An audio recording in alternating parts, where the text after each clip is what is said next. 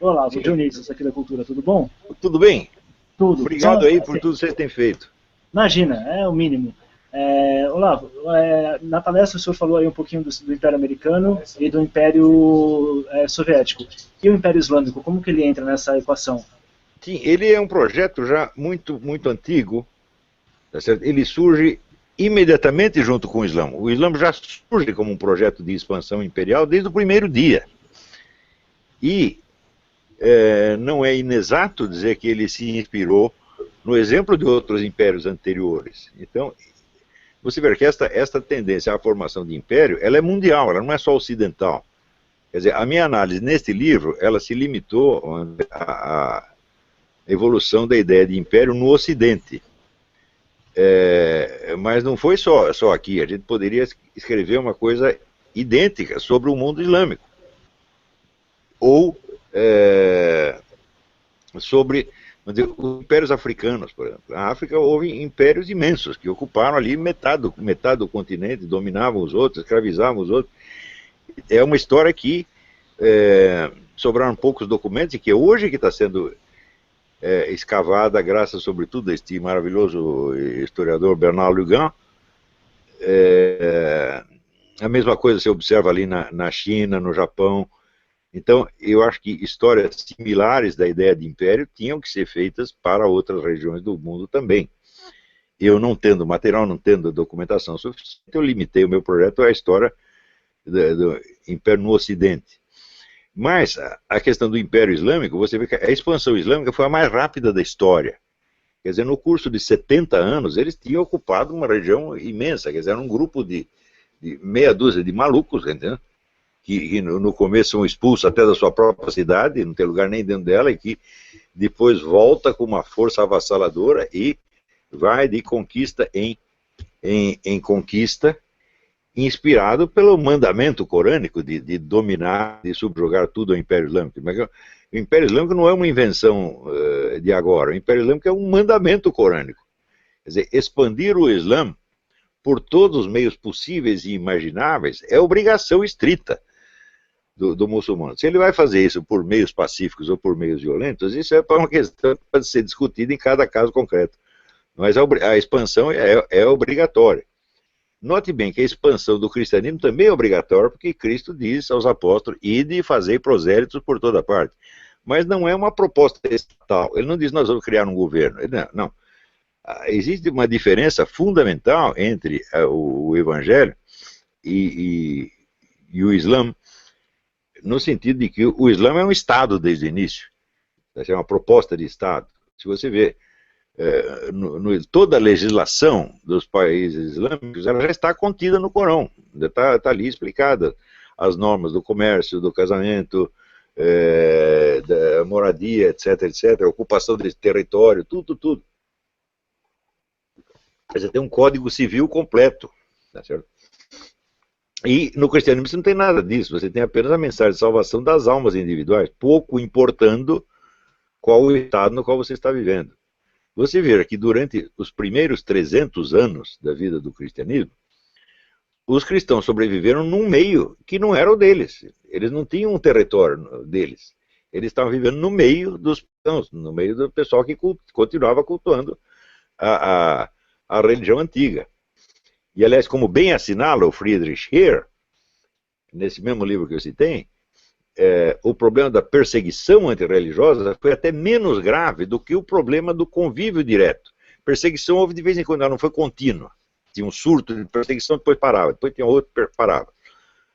Mas a convivência do cristão no meio não cristão era uma realidade de todos os dias. Então quer dizer que as ideias se interpenetravam e misturavam. E cada um, o sujeito ouviu lá, ele leu não sei quem, Cícero, tá certo? E depois viajou para a Pérsia e catou uma ideia aqui, outra lá, e daí ouvia a pregação cristã, misturava e fazia lá um novo negócio. Então isso quer dizer, o surgimento do fenômeno das heresias também acompanha o cristianismo desde o primeiro dia. Você não tinha nem um Estado para garantir a ordem, nem você não tem nenhum tipo de autoridade. Quer dizer, o Papa exercia autoridade sobre os cristãos, mas não no meio em torno.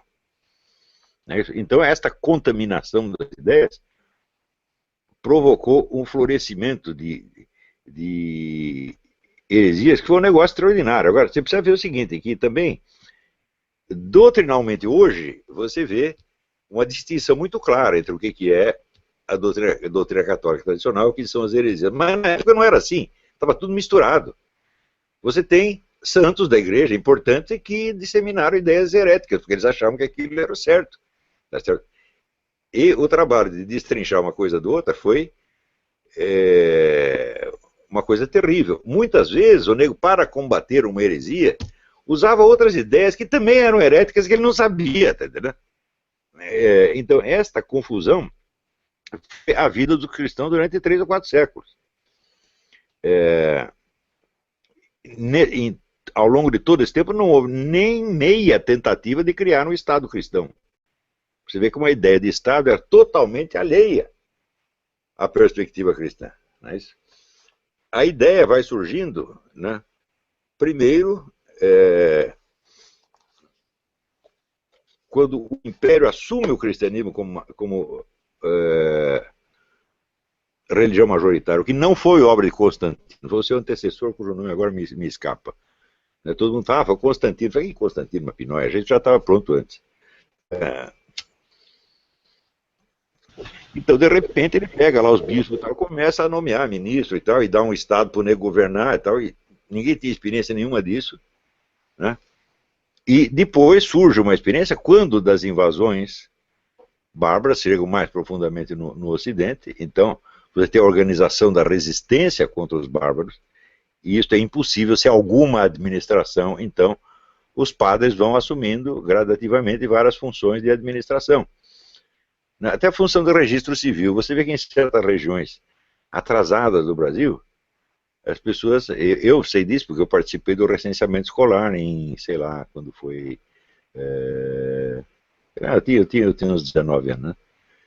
E a gente entrava no matagal, andava dias e dias, achava lá a cabaninha, e o único documento que os caras tinham, eles chamavam de batistério. A certidão de nascimento era o único documento que tinha. Então você via lá e fala, puxa vida, eu estou aqui, né, na Europa do século 6, 7, né, onde não tinha registro civil, o único documento era o batismo.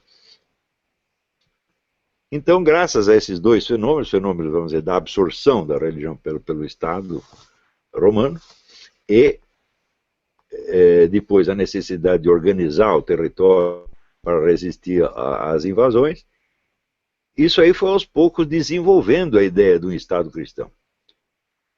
Ideia que, presta atenção, ela não é inerente à doutrina cristã. Ela é, como dizer, uma possibilidade que está dentro dela. É isso. Mas,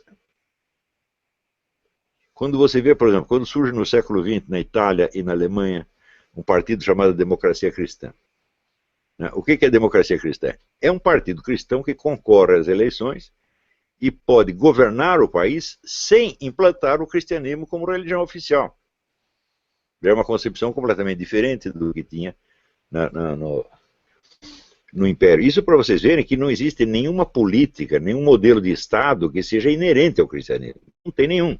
Às vezes defende um, às vezes defende outro. Agora, no Islã não. No Islã você já tem a proposta de um Estado. Você só não tem... Veja, isso foi a tragédia do Islã. Só não estava definida a linhagem de sucessão. Quem vai governar esta porcaria? Então, justamente no dia seguinte à morte do profeta, Maomé, surge a disputa entre duas facções desde dentro da família dele. E essas duas facções existem até hoje, que são os xiitas e sunitas. Mas no resto, o Código Civil também teria pronto. Então você tem a ordem social. Agora, procura um Código Civil no Evangelho, você não tem uma palavra de nada. Então tudo foi sendo inventado aos trancos e barrancos. Então essa é uma diferença fundamental entre os impérios ocidentais, que muitos se inspiram na cristandade e tentam traduzi-la de algum modo. Tanto o Império de Carlos Magno se apresenta como um império cristão, quanto, vamos dizer, as expansões imperiais dos Estados-nações a partir do século XVI também se apresentam como porta-voz do cristianismo, mas é o cristianismo tal como eles o entendem. Não é uma coisa que seja deduzida logicamente da doutrina da igreja, que seja uma aplicação literal da doutrina da igreja. São adaptações. E o número de adaptações é tão variado, tão grande, que cria conflito entre um e outro o tempo todo.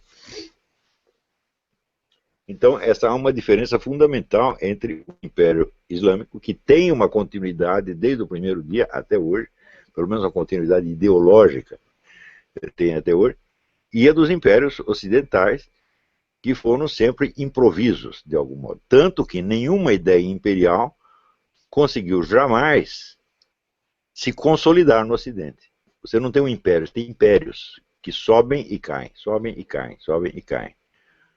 Ao passo que, se você falar de Império Islâmico, ele também tem várias versões, mas elas são todas baseadas na mesma doutrina literal. Não são interpretações mirabolantes que as pessoas estão fazendo. Você pega o mesmo Corão e diz, ele tentou lá, deu errado, agora vamos pegar o mesmo modelito e vamos fazer aqui de novo.